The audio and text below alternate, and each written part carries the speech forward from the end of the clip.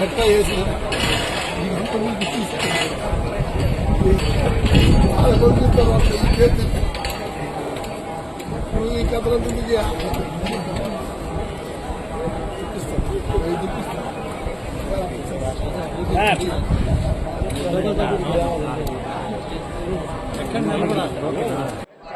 గురువారం స్వామివారి నేత్ర దర్శనం చేసుకోవడం జరిగింది.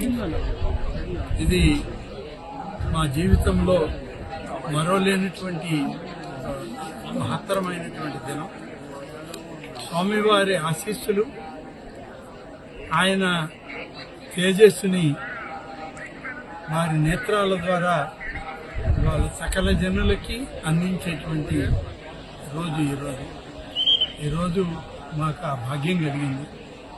అలాగే గతంలో అనేక రకాలైనటువంటి ఇబ్బందులు, అనేక వివాదాలు తలెత్తినటువంటి తిరుమలలో ఇవాళ ఏ వివాదం లేకుండా సామాన్య భక్తులకి ప్రాధాన్యతనిస్తూ ఎక్కువ స్వామివారి దర్శన భాగ్యం ప్రతి ఒక్కరికి కలిగే విధంగా ఏర్పాటు చేయడం జరుగుతుంది. ప్రసాదాలలో ఇవాళ ఉన్నత శ్రేణి కనబడుతుంది. అన్ని ప్రసాదాలు కూడా వచ్చిన వాళ్ళందరూ తిని చూసి బాగున్నాయి, మంచి ప్రసాదాలు ఇస్తున్నారు. ఇప్పుడు ఈ యొక్క తిరుమల తిరుపతి దేవస్థానంలో ఇప్పుడు ఉన్నటువంటి పాలక వర్గం బాగా పనిచేస్తుందని అక్కడ ఉన్నటువంటి కంప్లైంట్ బుక్ లో కూడా చూడడం జరిగింది. గతంలో కంప్లైంట్ బుక్ అనేది ఇక్కడ కనపడేది కాదు. ఇప్పుడు కంప్లైంట్ బుక్ చూస్తే వచ్చిన వాళ్ళు ఎవరికి వాళ్ళుగా, అందులో అడ్వకేట్లు ఉన్నారు, డాక్టర్లు ఉన్నారు, పొలిటీషియన్స్ ఉన్నారు, జడ్జెస్ ఉన్నారు, ఇలా అనేక వర్గాల ప్రజలు అక్కడ జరిగినటువంటి దర్శనం కానీ ప్రసాదాల విషయంలో కానీ బాగున్నాయి అనేటువంటి మాట వాళ్ళు ఆ కంప్లైంట్ బుక్లో రాయడం లేదు. కాబట్టి ఇంప్రూవ్ అవుతూ ఉంది.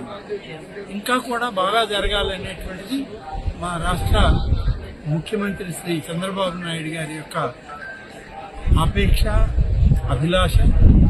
అవన్నీ నెరవేర్చే విధంగా పాలకవర్గం కానీ, దేవాదాయ శాఖ కానీ, ప్రభుత్వం కానీ పూర్తి స్థాయిలో పనిచేస్తుందనేటువంటి విశ్వాసం, నమ్మకం మాకుంది. మేము అదే దీక్షతో, సంకల్పంతో ముఖ్యమంత్రి గారి యొక్క ఆలోచన విధానాన్ని నడిపించడమే లక్ష్యంగా ఈ రాష్ట్రంలో సర్వజనానికి సకల సుభిక్షాలను జరిగే విధంగా ఆ స్వామి ఆశీస్సులు అందాలని కోరుకుంటూ, స్వామివారికి నిత్య నైవేద్య సేవలో కూడా ఎలాంటి పొరపచ్చాలు ఉండకూడదని చెప్పి అందరం కలిసి కృషి చేస్తున్నాం.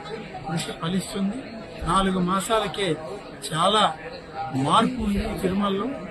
నేను ఈ 4 మాసాల్లో దాదాపు 5 దఫాలు వచ్చి వెళ్ళాను. మొదటి దఫా వచ్చిన దానికి ఇప్పుడు వచ్చిన దానికి చాలా మార్పు ఉంది. భవిష్యత్తులో కూడా ప్రతి మాసం వచ్చి ఎప్పటికప్పుడు మెరుగుపడుతుందా లేదా, ఇంకా క్వాలిటీ, ఇంకా అన్ని రకాలుగా దర్శనాలు కానీ, క్యూ లైన్లు కానీ, వచ్చేటువంటి భక్తులకి ఏర్పాట్ల విషయంలో కానీ అన్ని కూడా పరీక్షించడం జరుగుతుంది. అధికార యంత్రాంగం ముఖ్యమంత్రి గారి ఆలోచనలకు అనుగుణంగా పనిచేస్తుందనేటువంటి విశ్వాసం నాకు. సో ధూపదీప నైవేద్యాలు ఎప్పటి నుంచి అమలు కాబోతుంది? ధూపదీప నైవేద్యాలు ఇప్పుడే చంద్రబాబు నాయుడు గారు ఎన్నికల ప్రణాళికలో పెట్టి వచ్చిన వెంటనే దాన్ని పూర్తి చేసి 10,000 రూపాయలు ధూపదీప నైవేద్యం కింద కొత్తగా ఇవ్వడానికి నిర్ణయించుకోవడం జరిగింది. అది ఇప్పటికీ ఆదేశాలు ఇచ్చాం. మొదటి విడత ముందుగా ఇస్తున్నటువంటి 5,400 ఆలయాల్లో రెన్యువల్ చేశాం. కొత్త ధూపదీప నైవేద్యం కొత్త ఆలయాలను ఇవ్వడానికి ఇవాళ అన్ని చర్యలు తీసుకుంటున్నాం.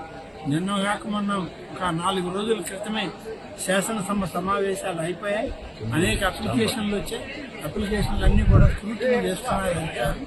ఒకసారి స్క్రూటినీ పూర్తయ్యాక కొత్త ఆలయాలకు కూడా ధూపదీప నైవేద్యం ఇవ్వడం జరుగుతుంది.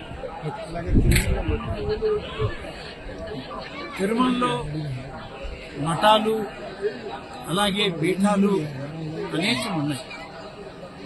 గతంలో అనేక దశాబ్దాలుగా ప్రభుత్వాలు, ఇక్కడ పాలక వర్గాలు మఠాలకి, పీఠాలకి స్థలాలు ఇచ్చి తిరుమల ఔన్నత్యాన్ని, తిరుమల యొక్క ఆధ్యాత్మికతను పెంచడానికి కృషి చేయాలని కండిషన్స్ పెట్టే స్థలాలు ఇవ్వడం జరిగింది.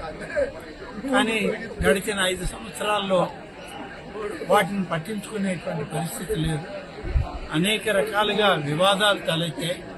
పీఠాలలో వివాదాలు వచ్చాయి, అలాగే ఆధ్యాత్మిక కేంద్రాల్లో కూడా ఈ యొక్క వివాదాలు వచ్చాయి. ఒకటొకటిగా పరిష్కరిస్తూ వస్తున్నాం. ఇటీవలే పాలకవర్గం వచ్చింది, కొత్త పాలకవర్గం కూడా దీని మీద దృష్టి సారించింది. ప్రభుత్వం కూడా వారికి సహకరించి ఈ యొక్క పీఠాలు, మఠాలు ఆధ్యాత్మికతను పెంచడానికి అవసరమైన కార్యక్రమాలు ఏమున్నా వాటిని సమర్థిస్తుంది. అంతేకాని వ్యాపారాత్మక ధోరణిలో కానీ ఇక్కడ ఎవరైనా ఏర్పాట్లు చేస్తే వాటిని ఖండించడం తప్పనిసరి అవుతుంది. ప్రభుత్వం కూడా దాన్ని చూస్తూ ఉపేక్షించాలి. Thank you.